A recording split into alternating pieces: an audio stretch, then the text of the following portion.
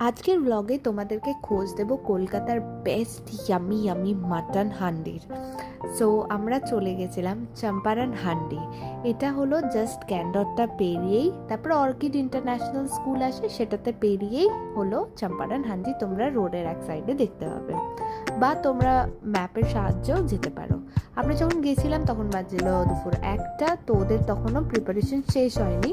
So আমরা 1:30টার দিকে রেস্টুরেন্টে ঢুকলাম। আমরাই প্রথম কাস্টমার ছিলাম অ্যাকচুয়ালি। সো আমরা যেটা অর্ডার দিয়েছিলাম ওদের স্পেশাল চম্পারন হান্ডি মাটন। পুরো হান্ডিটার দাম ছিল 1600 টাকা, আর তার মধ্যে ছিল 1 কিলো মাটন।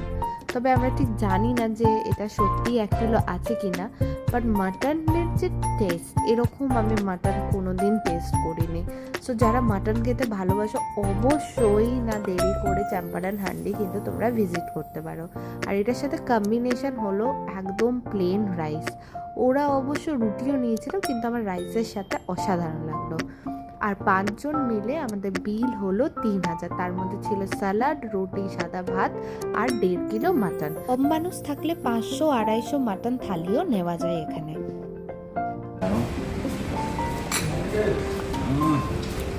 मतलब इससे अच्छा मटन कोई खाया नहीं। बहुत है। सॉफ्ट